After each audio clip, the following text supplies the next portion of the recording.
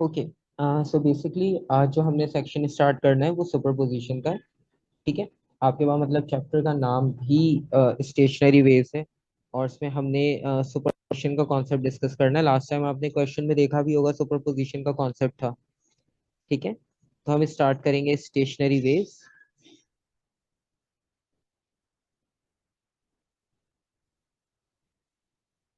अच्छा, नॉर्मली आप जो वेव्स पढ़ रहे थे वो सारी मूविंग वेव्स थी। मूविंग वेव्स का मतलब है वो प्रोग्रेसिव थी, वो एक पॉइंट से दूसरे पॉइंट पे एनर्जी को ट्रांसफर कर रही थी। ठीक है। जिस तरह वाटर वेव्स है वो एक जगह से एनर्जी को लेकर दूसरी जगह पे ट्रांसफर कर रही है, तो उन्हें हम प्रोग्रेसिव कहते हैं, जो एनर्जी को एक पॉइंट से दूसरे पॉइंट पे ट्रांसफर कर रही है। लेकिन इस चैप्टर में सिर्फ आपने स्टेशनरी वेव्स को पढ़ना है। ठीक है। स्टेशनरी वेव्स का मतलब है इसमें हम डिस्कस करेंगे कि एक फिक्स पोजीशन में रहते हुए वेव्स की प्रॉपर्टीज कैसी होती है। ठीक है। तो इस चैप्टर में हमने बेसिकली ये डिस्कस करना है, स्टेशनरी का मतलब ये है कि आपके पास एक फिक्स पोजीशन होगी और हम एक फिक्स स्लॉट के अंदर रहते हुए, जिस तरह एक हमारे पास लेट सपोज स्टार्टिंग पॉइंट हो, एक फिनिशिंग पॉइंट हो। ठीक है। तो उसमें रहते हुए हमने ये काम करना है। और इसमें हमारे पास बहुत सारे कॉन्सेप्ट्स हम अलग अलग मिलेंगे। यंग डबल स्लिट मिलेगा, इसमें हमें डायफ्रैक्शन मिलेगा, सुपरपोजिशन मिलेगा। तो मल्टीपल हमारे पास जो है वो इसमें ऑप्शंस होंगे, क्योंकि एक ये नया बिल्कुल कॉन्सेप्ट है, तो इस वजह से इसके क्वेश्चंस भी बहुत ज्यादा मिलते हैं। अब अगर आप सुपरपोजिशन की बात करो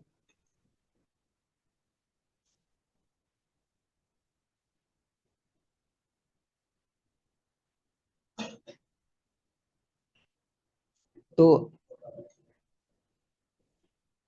बेसिकली सुपरपोजिशन का मतलब ये है कि जब हम एक दो या दो से ज्यादा वेव्स की बात करेंगे, तो उसमें होता ही है कि अगर दो या दो से ज्यादा वेव किसी डिफरेंट डायरेक्शन से आ रही हो, सेम डायरेक्शन से आ रही हो, तो जिस तरह आपने देखा होगा कि अगर आप हेडलाइट्स की बात करो कार की, और मतलब एक डार्क पार्किंग है वहां पर, और वहां पर अगर हम हेडलाइट्स को ऑन करते हैं, तो आपको पता है कि दोनों लाइट्स जब थोड़े डिस्टेंस पे जाती है तो वो एक दूसरे के साथ मर्ज हो जाती है। ठीक है।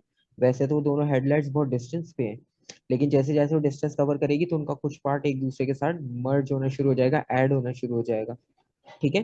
तो बेसिकली हमने इसमें इसी तरह के कॉन्सेप्ट्स को डिस्कस करना है कि जब दो या दो से ज्यादा वेव्स जो है वो आपके पास कंबाइन होना शुरू होती है। ठीक है।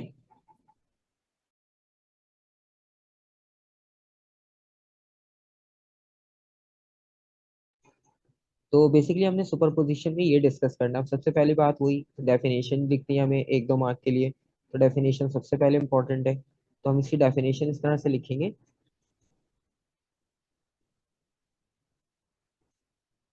when two or more than two waves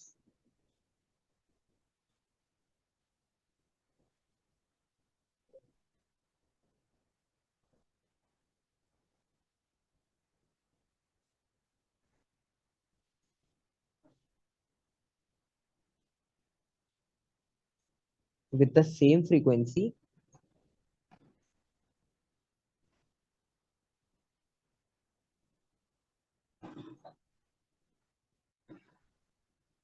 एक तो इनकी फ्रीक्वेंसी भी सेम हो।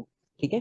अब नॉर्मली हम स्टार्ट करेंगे ऑपोजिट डायरेक्शन से। ठीक है। पहले ऑपोजिट डायरेक्शन से कॉन्सेप्ट को समझेंगे, फिर हम सेम डायरेक्शन के भी कॉन्सेप्ट्स को फॉलो करते हुए चलेंगे। ठीक है।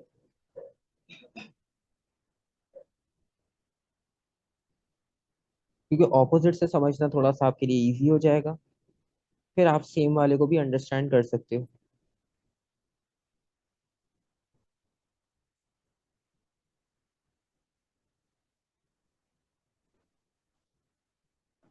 इन opposite direction overlap,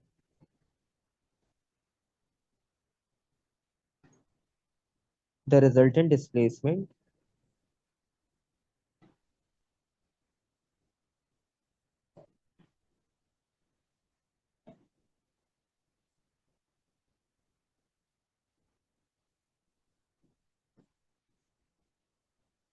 is the sum of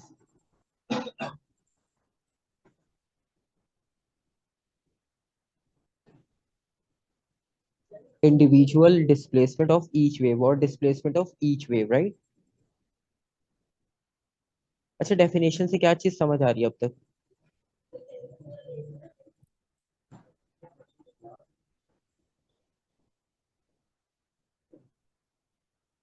definition को देखते हुए आपको बेसिक आइडिया क्या आ रहा है कि मतलब इसमें हम किस तरह से इन चीजों को ऐड करेंगे? जो चीज ओवरलैप कर रही है with the same frequency travelling, hmm, जो भी ऑपोजिट डायरेक्शन में बिल्कुल। ओवरलैप कर रही है, तो ठीक है। उसका जो रिजल्टेंट डिस्प्लेसमेंट होगा वो सम हो जाएगा ऑफ द डिस्प्लेसमेंट।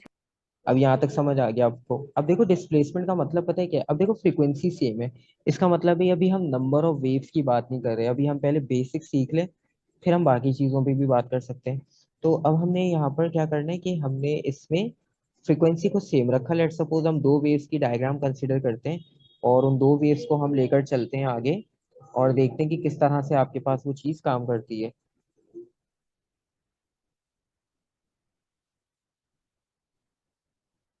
तो लेट सपोज एक वेव हमारे पास हम यहाँ बनाते हैं।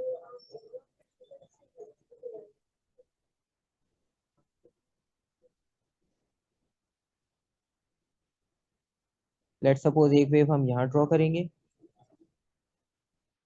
और एक वेव हम यहाँ ड्रॉ करते हैं। ठीक है।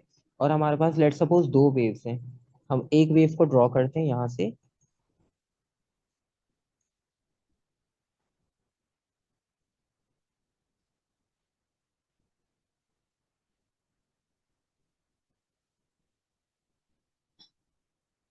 ठीक है, दो वेव्स आ गई, ये वाली फर्स्ट, ये वाली सेकंड। अब हमने इसका बनाना है रिजल्टेंट, सुपरपोज्ड वेव बनानी है हमने एक तरह से।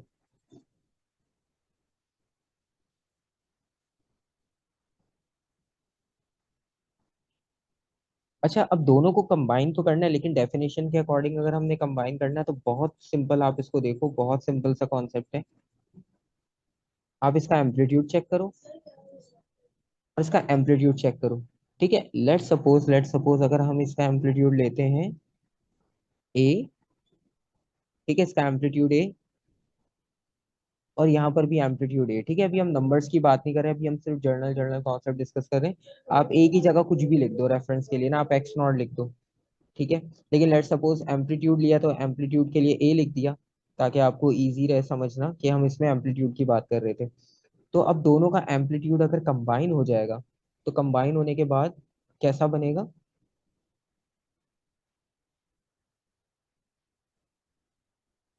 रिपीट करें। ठीक है, अब देखो एक का एम्पलीट्यूड ए है, दूसरे का ए है। अब इन्होंने कहा कि sum of the displacement of each wave, तो यानी अगर वन टू प्लस वे हो जाएगा। ये तो ये टू हो जाएगा, तो ये टू ए हो जाएगा। तो आप इसको शो कैसे करोगे? आप डिस्प्लेसमेंट को भी बहुत बड़ा करके दिखाओगे यहाँ पर।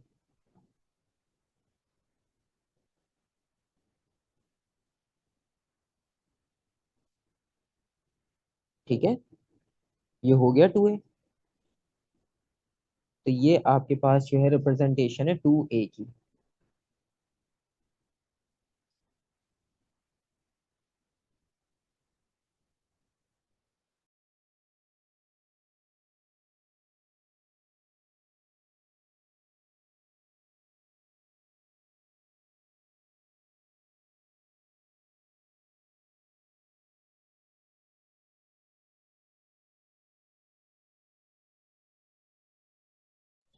ठीक है, यहाँ तक क्लियर हो गया कि हमने किस तरह से कंबाइन किया है? क्लियर? कोई जी नहीं। अब हमने एक और चीज समझनी है, क्योंकि आपने वेव्स के बारे में, उसकी वेव फॉर्म के बारे में भी पढ़ा है। अब आप इसमें देखो, जब हम दोनों को ऐड कर रहे थे, और ऐड करके हमें फाइनल ये मिला, तो आप देखो पहली वेव का जहां पर हमने ए लिखा हुआ है, वो क्रस्ट है या ट्रफ है?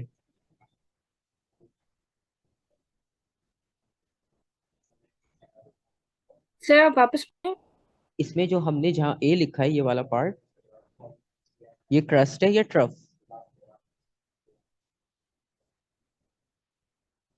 सर जो ऊपर वाला ए वो क्रेस्ट है और नीचे वाला जो भी जाएगा वो ट्रफ। ठीक है, तो इसका मतलब ये कि हमने दोनों में क्रस्ट को ऐड किया है, तो हमारे पास टू ए मिल गया, मतलब क्रस्ट डबल हो गया। अगर एक क्रस्ट और एक ट्रफ ऐड होता, ठीक है, क्योंकि अभी तो हमने वेव एक जैसी लिख बनाई है, बिल्कुल सेम डिटो कॉपी। अगर हम सेकंड वाली को मिरर कर दें, ठीक है, लेट सपोज अगर हम एक सेकंड इक्वेशन कंसिडर करें, सॉरी सेकंड डायग्राम कंसिडर करें,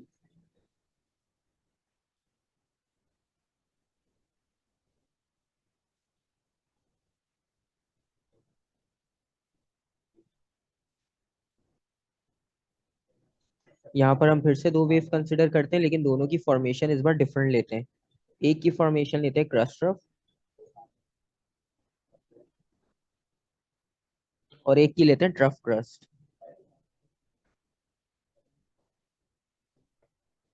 दोबारा से इन्हें ऐड कर रहे हैं, और ऐड करने के बाद जो फाइनल आएगी वेव, वो कैसी होगी?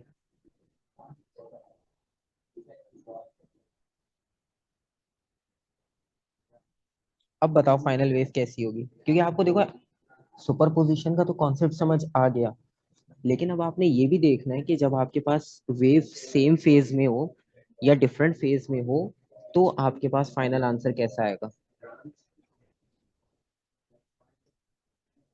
तो इसका तो ये कॉम्बिनेशन कैंसिल आउट नहीं हो जाएंगे? कैंसिल आउट हो जाएंगे, बिल्कुल। कैसे पता चला?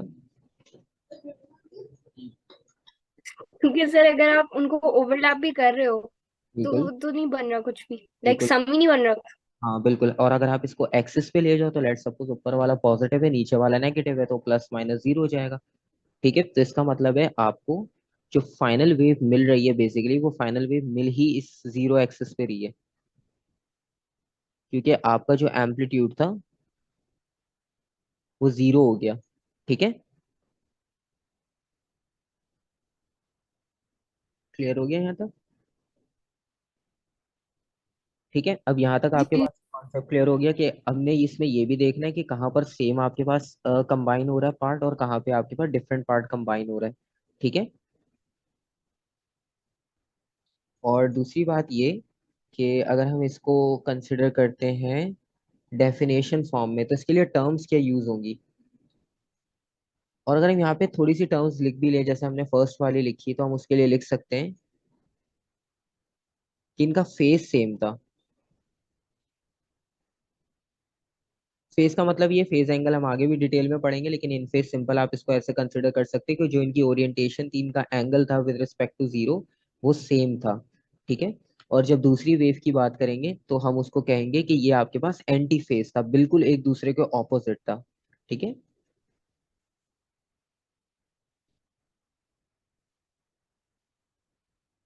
अब इसमें दो डेफिनेशंस और बहुत इंपॉर्टेंट है, बहुत इजी सी डेफिनेशन है, क्योंकि कॉन्सेप्ट आपको समझ आ गया, बस अब उसको आपने डेफिनेशन में लिखना है टर्म्स के साथ। तो आपके पास जो न्यू टर्म होगी, वो एक टर्म बनती है आपके पास कंस्ट्रक्टिव इंटरफेरेंस।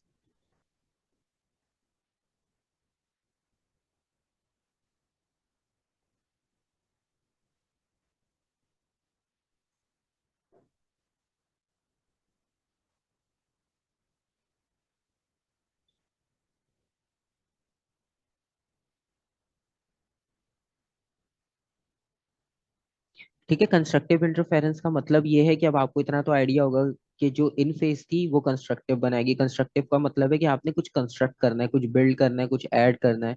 ठीक है, तो इसका मतलब ये हुआ कि जो फर्स्ट हमारे पास इन फेज हमने बनाई थी, वो कंस्ट्रक्टिव इंटरफेरेंस होगा। ठीक है, और इसका ऑपोजिट क्या होगा आपके पास?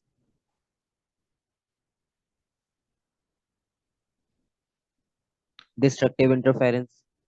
क्योंकि शुरू में आपके पास कुछ ना कुछ एम्पलीट्यूड था इंडिविजुअल, लेकिन जब दोनों को कंबाइन किया तो एंटी फेज होने की वजह से वो क्या हुआ कि फाइनल रिजल्ट आपका बिल्कुल जीरो हो गया, आपके पास वेव ही खत्म हो गई वहां पर। ठीक है,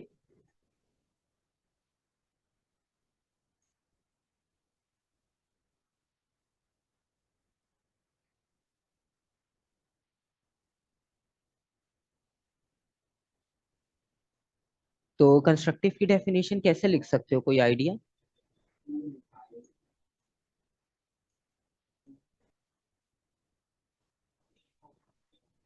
तो आप इसको देखो सिंपल इस तरह से लिख सकते हो, अगर बेसिक डेफिनेशन आप कुछ बताना चाह रहे हो तो बहुत अच्छी बात है, वरना मैं तो डेफिनेशन लिख ही रहा हूँ।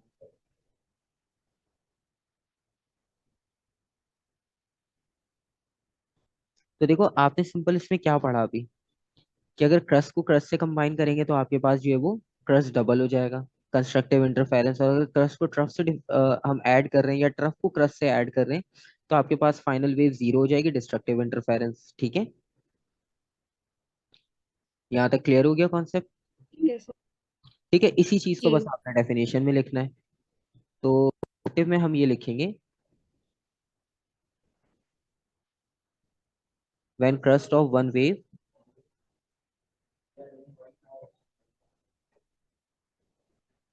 combines or add up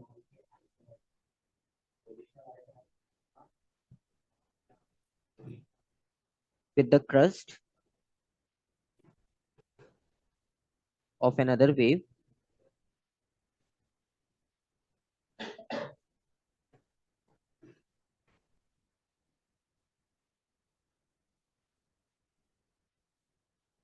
और vice versa.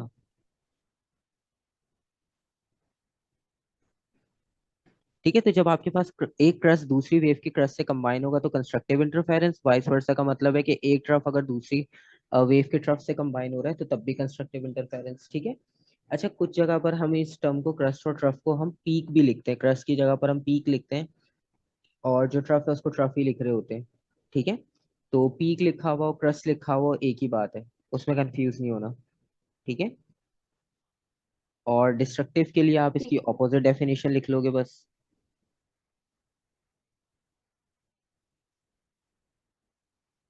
When crust of one wave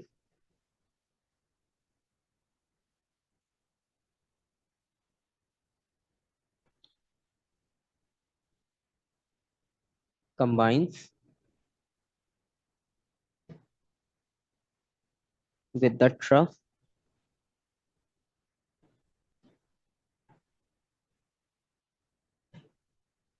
of another wave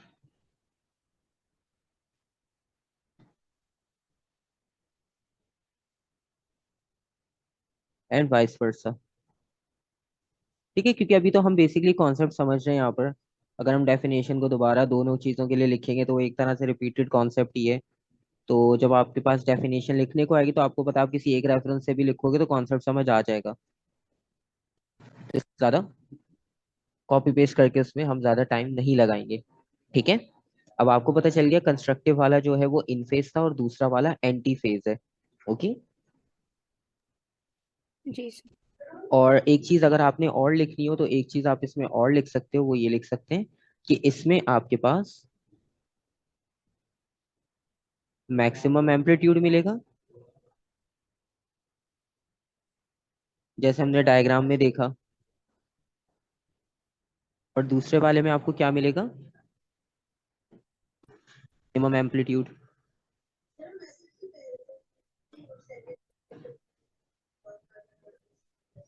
ठीक है, वो भी हमने देख लिया। तो यहाँ तक तो कोई कंफ्यूजन नहीं होगी फर्स्ट पार्ट में। बेसिक कॉन्सेप्ट था, इजी था। ठीक है। जी सर। तो ये कंस्ट्रक्टिव और डिस्ट्रक्टिव अब आपने याद रखना है कि कंस्ट्रक्टिव और डिस्ट्रक्टिव का आपके पास कॉन्सेप्ट क्या होता है। क्योंकि अब जब भी हम इस पूरे चैप्टर में कहीं भी इंटरफेरेंस की बात होगी या कहीं पर भी हम वेव्स की सुपरपोजिशन की बात करेंगे, क्योंकि अभी हमने इंटरफेरेंस पढ़ा है, अभी सुपरपोजिशन भी करेंगे। और फिर आपको ये क्रस्ट ट्रफ का कॉम्बिनेशन कंस्ट्रक्टिव डिस्ट्रक्टिव बार बार मिलता रहेगा, तो ये चीजें आपने याद रखनी है। ठीक है। और इसी के ठीक बाद है। आपके पास कॉन्सेप्ट शुरू होता है स्टेशनरी वेव्स का। क्योंकि देखो, जब आपके पास दो डिफरेंट डायरेक्शन से वेव्स आ रही हैं तो इसका मतलब है जो भी रिजल्टेंट मिलेगा वो सेंटर में मिलेगा। ना तो वो राइट पर जा पाएगा ना वो लेफ्ट पर जा पाएगा, जो भी रिजल्ट होगा वो सेंटर में होगा। ठीक है, क्योंकि दोनों तरफ से आपके पास वेव ट्रैवल करते हुए आ रही है। तो जब वो कंबाइन होंगी तो या तो वो सेंटर में बहुत हाई एम्पलीट्यूड शो कर देंगी, वरना वो आपके पास बिल्कुल जीरो पर आ जाएगी, मीन पोजीशन पर आ जाएगी जीरो एम्पलीट्यूड के साथ। ठीक है, तो जो आपके पास कॉम्बिनेशन होगा तो उस कॉम्बिनेशन को रिस्ट्रिक्ट करने के लिए, अब देखो हमारे पास नॉर्मली हमने क्या लिखा, ऑपोजिट। अब ऑपोजिट के लिए जरूरी नहीं है कि आप दो सोर्स यूज करो, आप एक सोर्स यूज कर सकते हो। कैसे? लेट्स सपोज अगर आपने एक स्ट्रिंग या एक सिंपल जो है वो रस्सी को एक वॉल के साथ या किसी भी रिजिड सरफेस के साथ उसको फिक्स कर दिया। ठीक है, दूसरी साइड का एंड बिल्कुल फ्री है, और आप उसे एक बार झटका दो, एक बार जर्क करो, तो उसमें जो वेव जनरेट होगी वो जाकर जो फिक्स पॉइंट है उसको स्ट्राइक करेगी और वहां से क्या होगी, रिपेल हो जाएगी। अब ये हमें कैसे पता? आपको याद होगा, आपने पहले जो है वो अपने आईजीसीएससी में किया होगा रिपल टैंक का कॉन्सेप्ट। उसमें हम क्या करते थे, बैरियर रखते थे सामने। ठीक है, वाटर वेव्स गई, स्ट्राइक होकर वापस आ गई, ऐसा होता था। जी। लेकिन उस वक्त हम सिर्फ उनका रिफ्लेक्शन पढ़ना चाह रहे थे। अब हमें रिफ्लेक्शन का कॉन्सेप्ट समझ आ गया, तो अब हम रिफ्लेक्शन नहीं, हम उससे आगे एक स्टेप जाके एडवांस पढ़ेंगे कि जब वो रिफ्लेक्ट बैक होकर आ रही है, तो जब वो रिफ्लेक्ट बैक होकर आएगी इतनी देर में पीछे से एक और वेव आके फॉरवर्ड डायरेक्शन में मूव कर रही होगी। ठीक है। तो एक वेव फॉरवर्ड आ रही है, एक रिफ्लेक्ट होके बैकवर्ड आ रही है, हो गए दोनों ऑपोजिट। ठीक है। और जब दोनों कंबाइन होगी तो आपके पास इंटरफेरेंस हो जाएगा, सिंपल। और जब वो दोनों इंटरफेयर करेंगी तो इसका मतलब ये हुआ कि एक पॉइंट से आपके पास वेव फॉरवर्ड ट्रैवल कर रही थी, और रिफ्लेक्ट होने का मतलब ये कि ऑपोजिट डायरेक्शन में आ गई। तो आपका जो स्टार्टिंग पॉइंट है और एंडिंग पॉइंट है वो एक तरह से क्या हो गया, फिक्स हो गया। ठीक है। तो इस तरह से आपके पास ऑटोमेटिक जो है वो स्टेशनरी वेव्स बनना शुरू हो जाएंगी। तो हमारा जो कॉन्सेप्ट है वो है स्टेशनरी वेव्स का।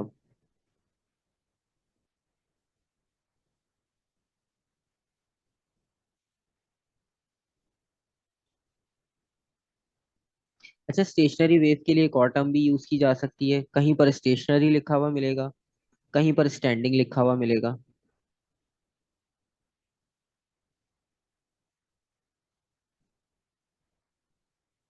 दोनों चीजें एक ही बात है, ठीक है। अच्छा, आपको याद होगा कि हमने CRO डिस्कस किया था सबसे पहले, कैथोड रे ऑसिलोस्कोप। उसमें हमने देखा था एक तरफ से जी। वेव जनरेट हो रही थी। अगर हम उसमें दो सिग्नल्स मिला देना एक साथ, क्योंकि उसमें इनपुट के ऑप्शंस होते हैं। आपने एक सिग्नल कनेक्ट किया AC का, आप एक और सिग्नल कनेक्ट कर दो, उसमें उसमें फ्रीक्वेंसी चेंज कर दो। अगर एक में 100 हर्ट्ज है, दूसरे में 200 कर दो। आप उन दोनों सिग्नल्स को कंबाइन करोगे ना दोनों साइड से, तो वो जो वेव्स बनाएंगे आपके पास वो किस तरह से बनती है वो सब हमने इसमें डिस्कस करना है। ठीक है। जी। तो क्योंकि आपके पास बस ऑपोजिट मूवमेंट चाहिए, और डेली लाइफ में हम बेसिक एग्जांपल इसी तरह से, सिंपल स्ट्रिंग या स्प्रिंग को आप कनेक्ट कर दो, रोप को कनेक्ट कर दो एक फिक्स एंड पे, एक तरफ से आप उसे जर्क कर दो, और दूसरी तरफ से जब वो रिफ्लेक्ट बैक होकर आएगी तो वो आपके पास एक दूसरे को सुपरपोज करने की कोशिश करेगी, क्योंकि दोनों ऑपोजिट डायरेक्शन से आ रही हैं। तो उसके रिजल्ट में जहां पर सेम वही कॉन्सेप्ट आएगा, क्रस्ट से क्रस्ट मिलेगा तो एम्पलीट्यूड आपको लार्जर मिलेगा, मैक्सिमम मिलेगा। और अगर क्रस्ट से ट्रफ मिल गया कहीं पर, या रिवर्स कर लो, तो वहां पर आपको क्या मिलेगा, जीरो डिस्प्लेसमेंट। ठीक है। क्या वापस रिपीट करते हैं? इसमें बेसिकली आपके पास होगा ये कि जब आपके पास एक पॉइंट से वेव जाएगी, लेट सपोज अगर हम एक स्टार्टिंग पॉइंट कंसिडर करते हैं इसमें, यहाँ से,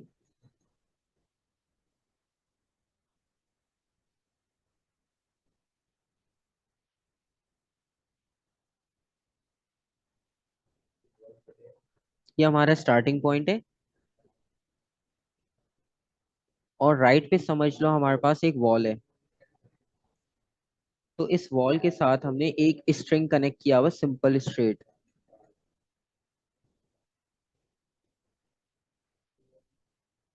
अब जहाँ वॉल पे आपके पास कनेक्शन है ना, तो यहाँ से ही हो गया फिक्स। यहाँ से आप इसे हिला नहीं सकते। हाँ, जो स्टार्टिंग पॉइंट है ना आपका, यहाँ से आपके वो, मतलब आपने उसे होल्ड करके रखा हुआ है, यहाँ से आप उसे जैसे चाहो मूव कर सकते हो, लूज कर सकते हो, टाइट कर सकते हो, डिस्प्लेस कर सकते हो। ठीक है। अब आप अगर इसे यहाँ से जर्क करो, लेट सपोज आप इसे इस तरह से फोर्स अप्लाई करो, कि जिस तरह नॉर्मल आप एक झटके की फॉर्म में अप्लाई करते हो फोर्स, ठीक है, अप एंड डाउन।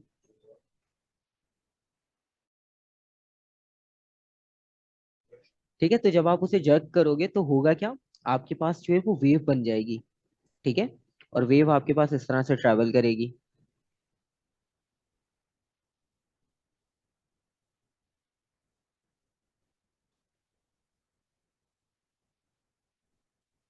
ठीक है। तो बेसिकली क्या हुआ कि आपके पास ये जो पर्पल लाइन है ये आपको क्या शो कर रही है, कि जो वेव फॉरवर्ड जा रही है। ठीक है। ये वाली वेव फॉरवर्ड जा रही है जो पर्पल से हमने मार्क की है। अब होगा क्या, आगे आ गई वॉल, अब वॉल से स्ट्राइक करने के बाद वेव्स क्या करेंगी, रिफ्लेक्ट बैक हो जाएंगी। ठीक है। तो जब वेव वॉल से रिफ्लेक्ट बैक होगी, तो रिफ्लेक्ट बैक होने के बाद की वेव्स को हम किसी और कलर से मार्क कर देते हैं, हम ग्रीन से मार्क कर लेते हैं। तो लेट्स सपोज जब वेव रिफ्लेक्ट बैक हो रही है,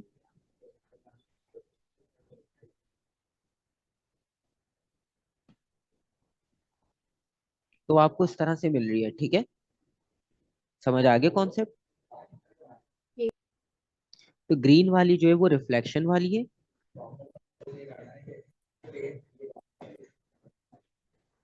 और जो पर्पल वाली है वो आपके पास फॉरवर्ड वाली है। तो देखो आपको एक बिल्कुल नई तरह का यहाँ पे पैटर्न मिल रहा है, ऐसे लग रहा है कि ये वेव्स बिल्कुल सब कुछ मतलब इसमें देखो कवर हुआ हुआ है। जहाँ पे क्रस्ट है वहां पे ट्रफ भी है, उसके नीचे जहाँ पे ट्रफ है वहां उसके ऊपर क्रस्ट भी है, लेकिन दूसरी वेव का मतलब रिफ्लेक्टेड वेव का। तो आपको जिस तरह से ये पूरी कंप्लीट वेव लग रही है, ब्लैंक स्पेस कहीं भी नहीं है इसमें, ऐसा ही है। ठीक है, तो ये आपके पास मिलकर जो है वो रिफ्लेक्शन आपके पास बनाएगी यहाँ पर स्टैंडिंग या स्टेशनरी वेव। ठीक है, क्लियर हो गया यहाँ तक कॉन्सेप्ट, कोई कंफ्यूजन? नहीं। अब इसकी हम डेफिनेशन लिख लेते हैं पहले, फिर हम इसकी और एग्जांपल्स पे जाएंगे। कि बेसिक आइडिया अब आपको हो गया, तो अब हमें डायग्राम में कोई प्रॉब्लम नहीं होगी कि हम डिस्कस क्या करना चाह रहे हैं। तो हम इसमें ये लिखेंगे। अच्छा, स्टेशनरी और स्टैंडिंग अब आपको क्लियर हो गया, दोनों एक ही चीज है, ठीक है, दोनों एक ही कॉन्सेप्ट है।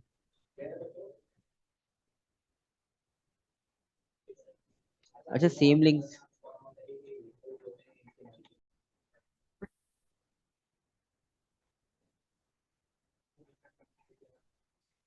तो स्टेशनरी वेव को हम बेसिकली यहाँ पर डिफाइन कर रहे थे।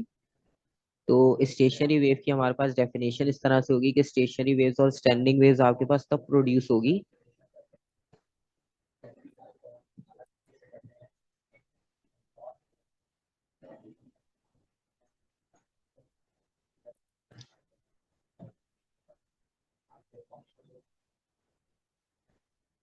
By the superposition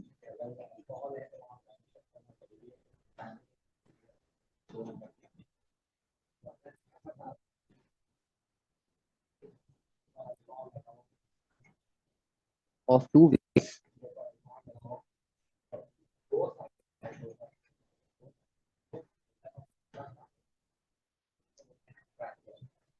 of the same frequency. अच्छा देखो, अभी हमने डेफिनेशन लिखी थी इंटरफेरेंस की, ये भी आपके पास ऑलमोस्ट उसी तरह की है।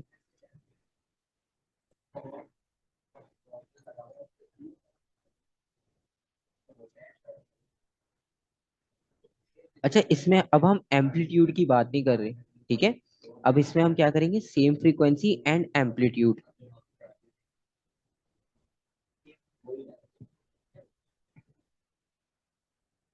पहले में हमने क्या किया था, एम्पलीट्यूड को फिक्स नहीं रखा था, उसमें हमने फ्रीक्वेंसी को फिक्स रखा था।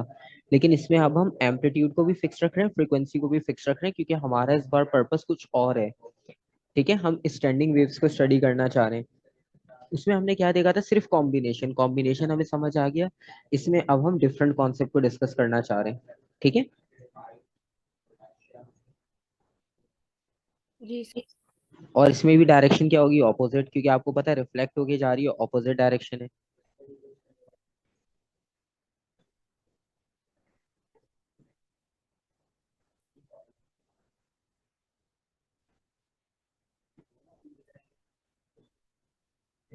ठीक है, यहाँ तक सब मुश्किल इजी है, कोई कंफ्यूजन? नहीं। ठीक है। अच्छा, यहाँ तक आपके पास स्टेशनरी वेव की हो गई डेफिनेशन।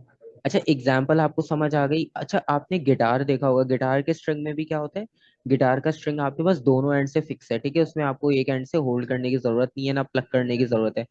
आप सिंपल क्या करो, गिटार की स्ट्रिंग है, गिटार के स्ट्रिंग को आप थोड़ा सा स्ट्रेच करके रिलीज करो, तो वो अप एंड डाउन वाइब्रेट करता है, ऐसा ही होता है।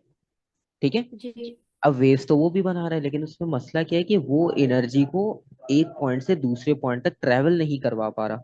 ठीक है, वो उसी एक लिमिट में रहते हुए अप एंड डाउन वाइब्रेट कर रहा है, लेकिन वो उसे मूव नहीं करवा पा रहा। ठीक है, उससे क्या होता है कि वो उसे साउंड में कन्वर्ट कर रहा है। ठीक है, वो एनर्जी आपके पास साउंड में कन्वर्ट हो रही है, वरना क्या हो रहा है, वो एयर मॉलिक्यूल्स को इंक्रीज कर रहा है, उनकी एनर्जी को इंक्रीज कर रहा है, क्योंकि आपने पता है एनर्जी आपके पास डिस्ट्रॉय नहीं हो सकती, तो वो ट्रांसफर हो रही है एयर मॉलिक्यूल्स में।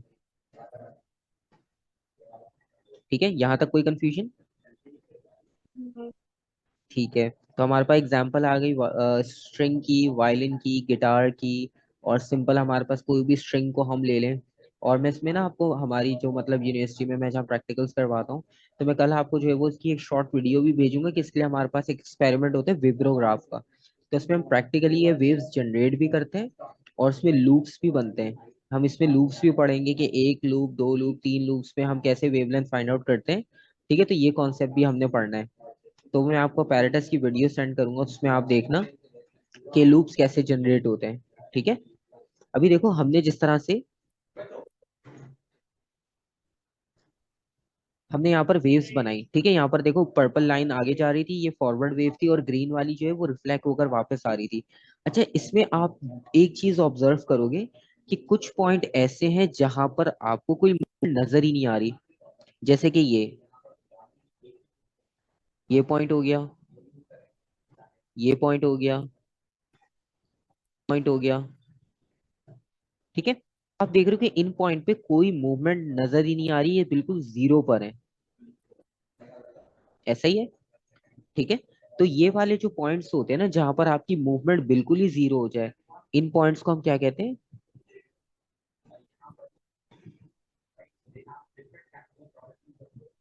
इन पॉइंट्स को हम कहते हैं नोड्स। ठीक है, अभी इसको बहुत स्लो इसलिए करवा रहा हूँ क्योंकि इसमें एक एक करके नई नई टर्म्स ऐड होती जा रही है।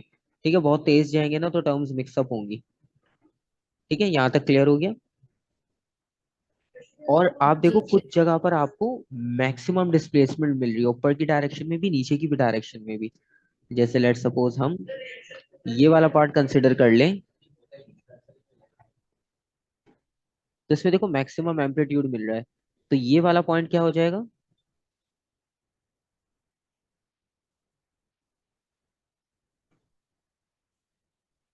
ये हो जाएगा एंटी नोड।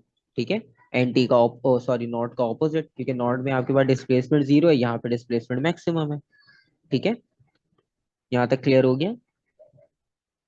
और लेट सपोज ठीक अगर है। आपको इसी में वेवलेंथ फाइंड आउट करनी हो, उसमें वेवलेंथ मार्क करनी हो, इनिशियल पॉइंट से हम लेते हैं, तो हम वेवलेंथ कैसे फाइंड करेंगे?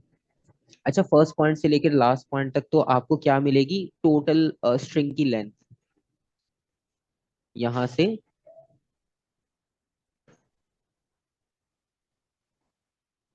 लास्ट तक आपको मिल रही है स्ट्रिंग की लेंथ। लेट सपोज अगर आपने वेवलेंथ फाइंड आउट करनी हो, तो अगर हम इस पॉइंट से स्टार्ट करते हैं,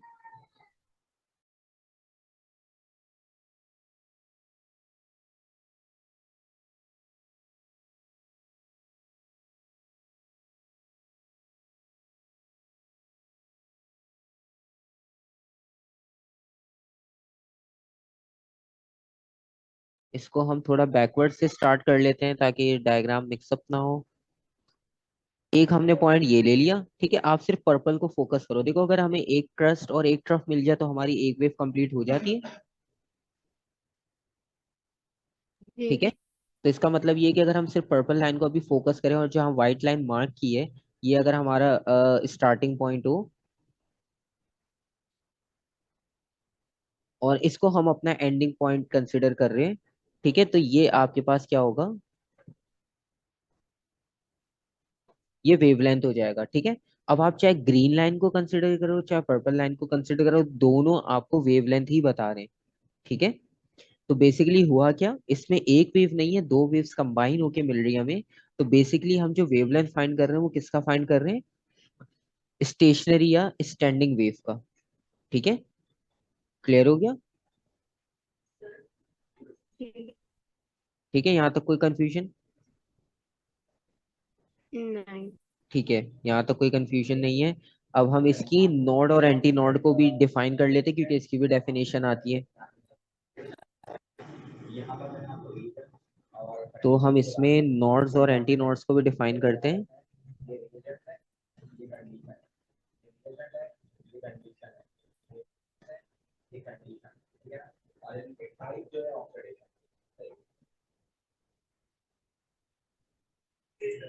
point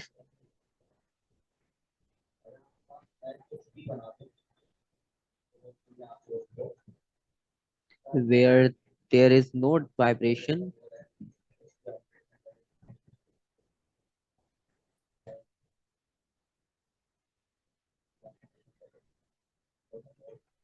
and if we talk about the second point, the second point is known as antinode.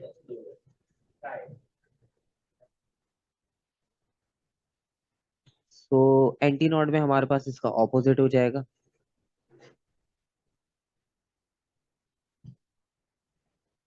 It is a point where the vibrations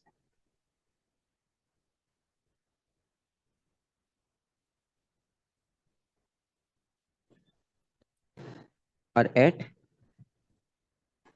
maximum amplitude।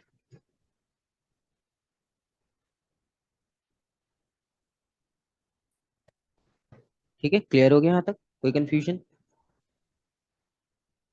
नहीं।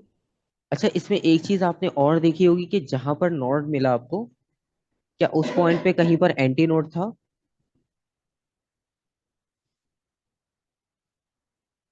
जिस पॉइंट पे हमें नोड मिल रहा था वहां पे हमें एंटी नोड नहीं मिला, और जहाँ पे एंटी नोड मिल रहा था वहां पे नोड नहीं मिला। इसका मतलब है दोनों पॉइंट्स आपके पास, दोनों फिनोमिना एक पॉइंट्स पे आपके पास अवेलेबल हो ही नहीं सकते, दोनों आपको डिफरेंट डिफरेंट पोजीशंस पे मिलेंगे। तो कभी भी ऐसा नहीं होगा कि जहाँ पे नोड मिल रहा है वहाँ एंटी नोड भी मिल जाए, या जहाँ एंटी नोड मिल रहा है वहाँ नोड भी मिल जाए। क्योंकि आप पूरी वेव की फॉर्मेशन देख लो, पूरी वेव जब यूनिफॉर्म थी तो रिफ्लेक्शन भी यूनिफॉर्म ही होगी। और यूनिफॉर्म रिफ्लेक्शन का मतलब ये है कि आपको सेम वेव रिफ्लेक्ट बैक होकर मिल रही है, तो उसका रिजल्ट भी आपके पास यूनिफॉर्म ही होगा। तो नोड एंटी नोड आपको दोनों एक ही पॉइंट पर कभी भी नहीं मिलेंगे, ठीक है? ठीक। तो ये आपके पास एक कॉन्सेप्ट हो गया। और वेवलेंथ आपको आइडिया होगा कि वेवलेंथ कैसे आइडेंटिफाई करेंगे। अभी सिर्फ हमने आइडेंटिफाई करना देखा है। जब हमें कॉन्सेप्ट मिलेगा कि अगर हमारे पास एक लूप बन रहा हो, जिस तरह हमने गिटार की एग्जांपल ली, तो गिटार में जब आप स्ट्रिंग को प्लग करोगे तो बेसिकली क्या होगा कि उसमें सिर्फ एक ही लूप बन रहा होगा, क्योंकि उसमें दो पॉइंट्स हैं और दो पॉइंट्स के बीच में अगर हम बात करें तो उसमें सिर्फ एक ही बार वाइब्रेशन होती है। ठीक है, अगर हम लेंथ को इंक्रीज कर दें या हम थोड़ा सा सिनेरियो डिफरेंट कर लें, ठीक है, बहुत ज्यादा लेंथ और उसमें टेंशन को इंक्रीज डिक्रीज करें, तो हमारे पास एक से ज्यादा लूप्स भी बन सकते हैं। ठीक है, तो उसमें फिर होता ही है कि हमें लेंथ के हिसाब से जो है वो उनकी फ्रीक्वेंसी भी निकालनी होती है और उनकी वेवलेंथ भी निकालनी होती है। ठीक है, अब लेट सपोज अगर हम बेसिक फंडामेंटल की बात करें, सबसे बेसिक, जब आपको सिर्फ एक ही लूप मिल रहा हो, जिस तरह हमने अभी गिटार की एग्जांपल ली, तो हम सबसे पहले कंसिडर करते हैं।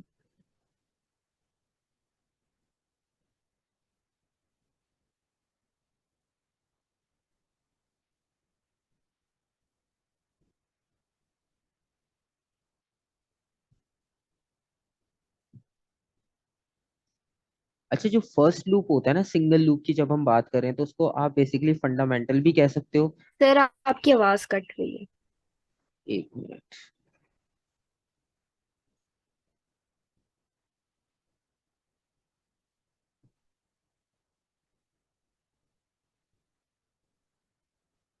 ठीक है, अब क्लियर है?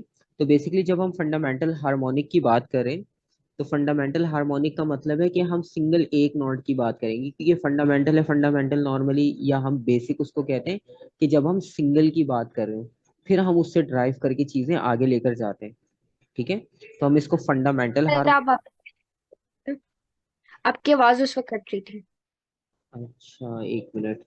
अब क्लियर है? अभी तो नहीं है प्रॉब्लम? नहीं, अभी नहीं।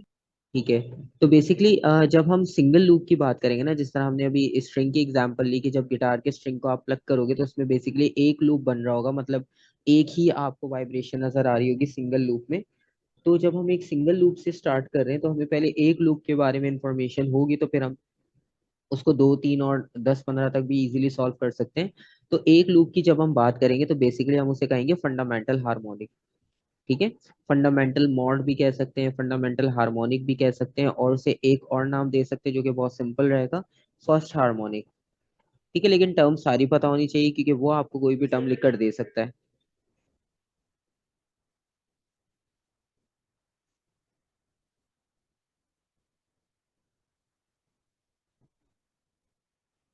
तो बेसिकली हम बात कर रहे हैं फर्स्ट हार्मोनिक की। ठीक है, अब फर्स्ट हार्मोनिक में लेट सपोज अगर हम एक लेंथ लेते हैं कैपिटल एल, लेट सपोज, और कैपिटल एल हमारे पास जो है वो लेंथ है स्ट्रिंग की, और फिर उसके साथ हम वाइब्रेशंस चेक करते हैं कि वाइब्रेशंस आपके पास किस तरह से चेंज होती है। तो लेट सपोज हमने एक साइड पर एंड लिया।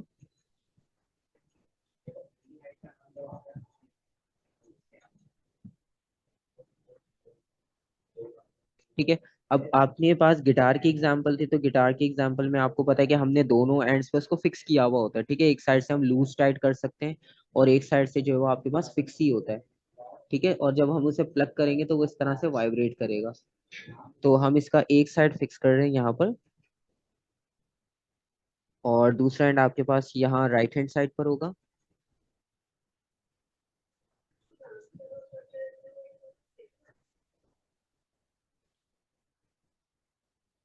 ठीक है, जब आप उस स्ट्रिंग को प्लग करोगे तो या तो वो ऊपर की तरफ मूव करेगा, वरना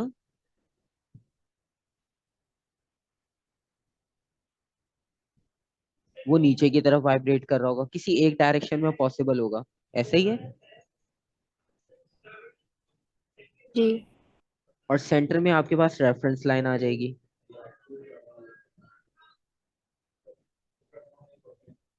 ठीक है, सेंटर हमारी रेफरेंस लाइन हो गई, ये हमारे पास ओरिजिनल वैल्यू थी स्ट्रिंग की।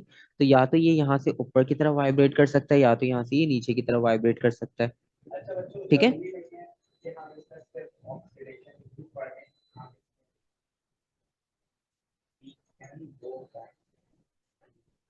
इस तरह से। ठीक है, तो ये किसी भी डायरेक्शन में वाइब्रेट कर सकता है। अच्छा, अब इसका जो सेंट्रल पार्ट है, या अगर हम इस पूरे हार्मोनिक की बात करें, तो इस पूरे हार्मोनिक में कितने नोड्स हैं और कितने एंटी नोड्स हैं?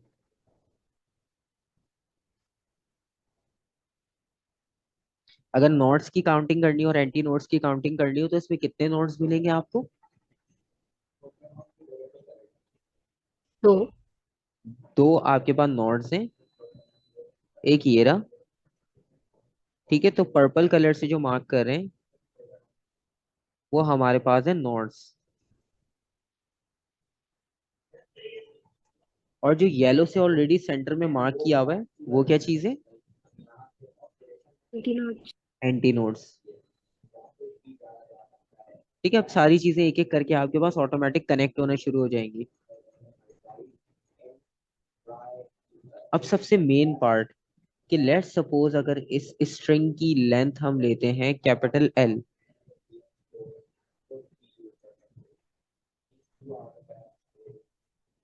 मतलब जब ये वाइब्रेट नहीं कर रहा था तो उस वक्त इसकी लेंथ थी कैपिटल एल।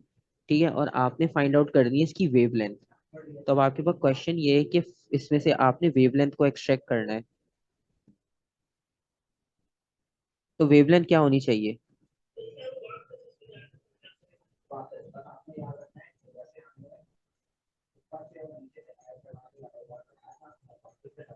कोई आइडिया क्या होनी चाहिए? सर जो लेंथ होगी। अच्छा, अब हमारे पास लेंथ है लेकिन हमारे पास जो वाइब्रेशन दिख रही है, या तो उसमें एक टाइम पे क्रस्ट मिल रहा है, या तो एक टाइम में ट्रफ मिल रहा है।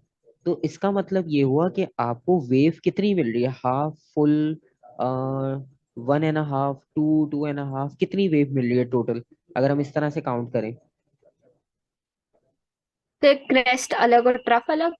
हाँ, क्योंकि देखो जब एक बार स्ट्रिंग वाइब्रेट होगा तो या तो वो ऊपर जाएगा। डॉटेड लाइन बनाने का मतलब ये है कि या तो वो ऊपर होगा या तो नीचे होगा। अगर दोनों लाइन बिल्कुल रेगुलर होती तो इसका मतलब है वो दोनों तरफ वाइब्रेशन शो कर रहा होता। ठीक है, लेकिन इसमें क्या हो रहा है कि डॉटेड लाइन का मतलब है ये है कि या तो स्ट्रिंग नीचे होगा, जिस तरह आप स्ट्रिंग को प्लग कर रहे हो तो आप एक तरफ पुल करोगे फिर रिलीज करोगे तो वो पहले ऊपर जाएगा फिर नीचे आएगा। तो एक टाइम में या तो वो ऊपर क्रस्ट पे हो सकता है, वरना दूसरे टाइम में वो ट्रफ पे नीचे हो सकता है। दोनों जगह पर एक साथ पॉसिबल नहीं है, क्योंकि अभी हमने पढ़ा कि एंटी नोड और नोड एक साथ होते नहीं है। तो अगर वो एंटी नोड पे है तो इसका मतलब वो मैक्सिमम पे है किसी भी एक साइड पे। तो यहाँ पर आपके पास एक टाइम में या तो क्रस्ट मिलेगा या ट्रफ। अगर हम एक क्रस्ट या एक ट्रफ की बात करते हैं तो इसका मतलब है कितनी वेव हुई, एक या हाफ? एक। पक्की बात है, अगर सिर्फ एक क्रस्ट हो, सिर्फ एक क्रस्ट गिवन है। लेट सपोज अगर हम अपर पार्ट की बात कर रहे हैं तो अपर इससे पार्ट हाफ होगी, हाफ होगी। हाफ हो जाएगी। ठीक है, क्योंकि अगर आप क्रस्ट कंसीडर कर रहे हो तो ट्रफ कंसीडर करने की जरूरत नहीं है, अगर ट्रफ कर रहे हो तो क्रस्ट करने की जरूरत नहीं है, क्योंकि एक टाइम में एक ही पॉसिबल हो सकता है जब ये हमने डॉटेड लाइन मार्क की है। तो इसका मतलब ये हुआ कि आपके पास जो लेंथ है ना टोटल, वो एक्चुअली हाफ वेव लेंथ को शो कर रही है, हाफ वेव को शो कर रही है। ठीक है,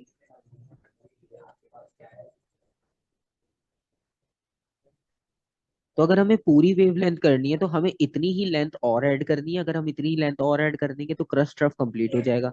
ऐसा ही है। जी। तो हमारे पास वेवलेंथ आ गई। ठीक है, तो हमारे पास यहाँ पे वेवलेंथ की वैल्यू मिल गई। अब दूसरी बात ये है कि अगर वो आपसे पूछ लेता है कि फ्रीक्वेंसी भी बता दो आप, तो फ्रीक्वेंसी क्या होगी? फ्रीक्वेंसी क्या होनी चाहिए? अब आपको देखो पता है कि फ्रीक्वेंसी जो है वो आपके पास इनवर्सली होती है वेवलेंथ के। अगर वेवलेंथ बढ़ रही है तो फ्रीक्वेंसी कम हो जाएगी, अगर फ्रीक्वेंसी बढ़ रही है तो वेवलेंथ कम हो जाएगी। ठीक है, और सिंपल करना हो तो फॉर्मूला यूज कर लो। ये फॉर्मूला याद होगा, v equals to F lambda. ठीक है, तो अगर हमने इसमें से फ्रीक्वेंसी फाइंड आउट करनी है, तो फ्रीक्वेंसी फाइंड आउट करने का मतलब है हमें वेवलेंथ की वैल्यू सब्स्टिट्यूट करनी है। ठीक है, जी। ठीक है, तो वेवलेंथ की वैल्यू आ गई 2l, तो इसका मतलब है फ्रीक्वेंसी क्या हो जाएगी?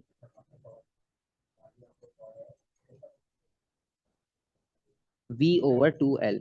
ठीक है,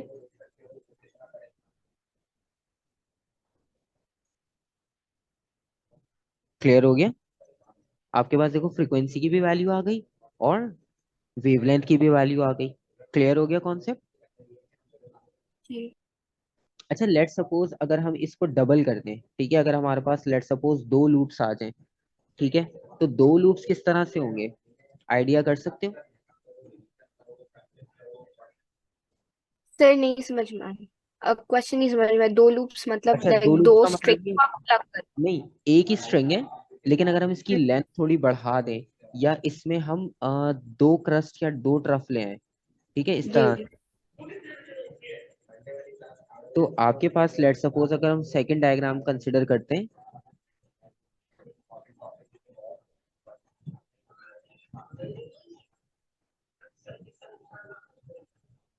ठीक है, अब इसमें अगर हम वेव बनाते हैं तो वेव लेट सपोज इस तरह से बन रही है।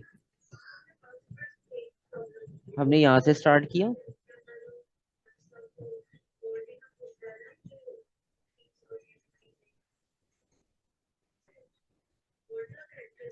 ठीक है, और या तो ये पोजीशन पॉसिबल है, वरना दूसरा क्या होगा कि इसकी ऑपोजिट होगी। हम्म। ठीक है, तो ये दोनों पॉसिबिलिटीज हैं, और सेंटर में आपको पता है कि वही डायग्राम आ जाएगी, मीन पोजीशन।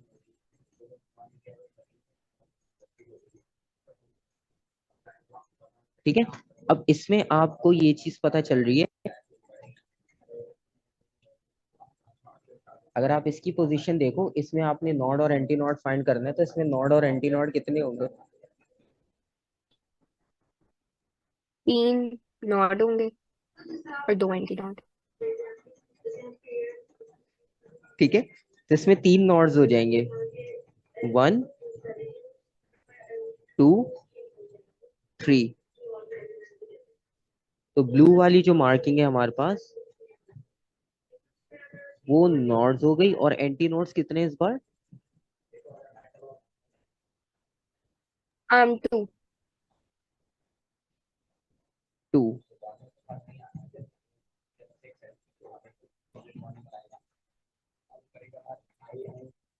तो ये एंटी नोड हो गया।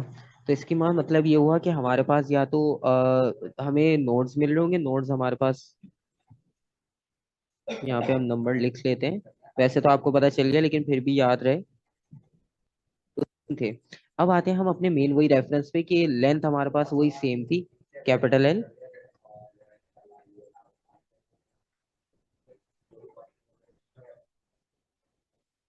ये आ गई टोटल लेंथ। अब आपने निकाल ली वेव लेंथ, तो वेव लेंथ की वैल्यू क्या होनी चाहिए, सोच के बताओ अब आप।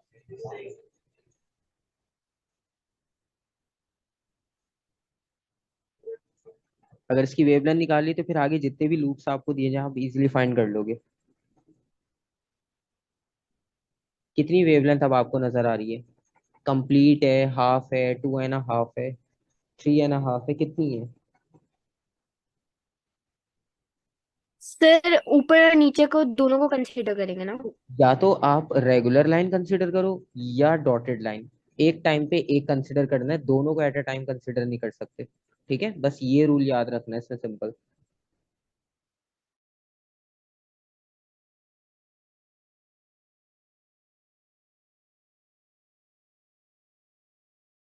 अगर आप रेगुलर को कंसिडर करो तो रेगुलर का मतलब है एक वेव पूरी हो रही है, क्रेस्ट और ट्रफ। ठीक है। जी। और अगर डॉटेड वाली हम्म। लाइन कंसिडर कर रहे हो तो उसमें भी एक आपके पास वेव कंप्लीट हो रही है। ठीक है। तो इसका मतलब ये कि इसमें जो जी। वेवलेंथ होगी वो आपके पास लेंथ के ही इक्वल है, क्योंकि उसी लेंथ में आपको पूरी वेव मिल रही है। ठीक है। तो इस बार आपकी वेवलेंथ सिंपल इक्वल हो जाएगी टोटल लेंथ के, क्योंकि उस लेंथ में रहते हुए आपको जो है वो कंप्लीट वेवलेंथ मिल गई। आपको कुछ एडिशनल ऐड करने की जरूरत ही नहीं है।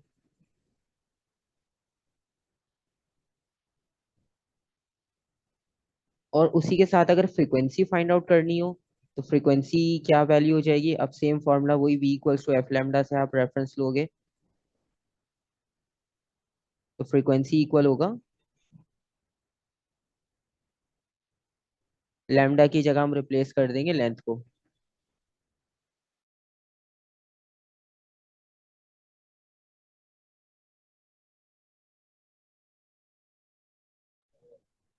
ठीक है।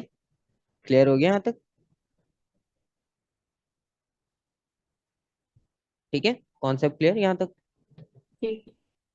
ठीक है। अब बस आपने ये करना है कि यहाँ तक तो आपके पास ये स्टैंडिंग वेव का कॉन्सेप्ट हो गया। अब इसमें एक लूप, दो लूप, अब वो आपको फर्स्ट हार्मोनिक बोलेगा तो फंडामेंटल, फंडामेंटल फर्स्ट हार्मोनिक एक है, अगर दूसरे की बात करेगा तो वो सेकंड हार्मोनिक। ठीक है। और इसी तरह थर्ड, फोर और एन।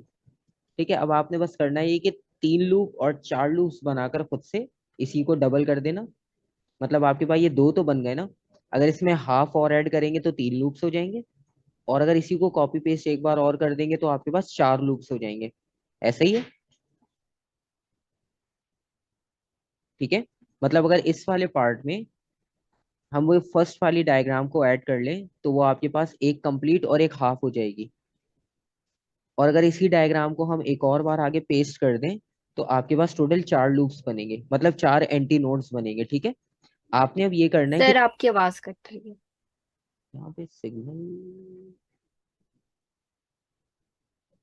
अच्छा इसमें आपके पास बेसिकली बस आपने करना ये कि तीन एंटी नोड्स बनाने, मैं यहाँ लिख देता हूँ।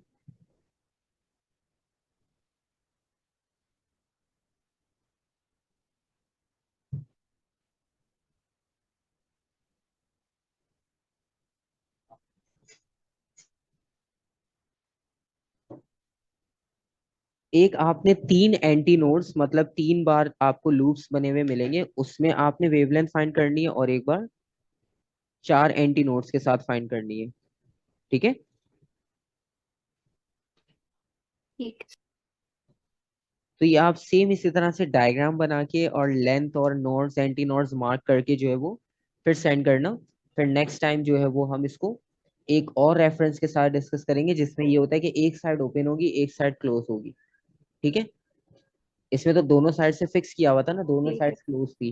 तो नेक्स्ट टाइम जो है वो हमने ये डिस्कस करना है कि जी। अगर एक साइड ओपन हो और एक साइड क्लोज हो तो लूप्स में आपके पास वेरिएशन किस तरह से होती है।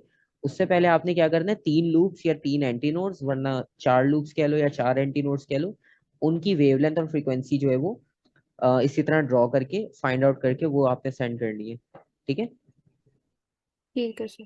तो उससे आपको भी आइडिया हो जाएगा कि जितनी भी फिर नंबर ऑफ लूप्स आपको दे दिए जाएं फिर आप खुद ही कैलकुलेट कर सकते हो इजीली। ठीक है। ठीक है।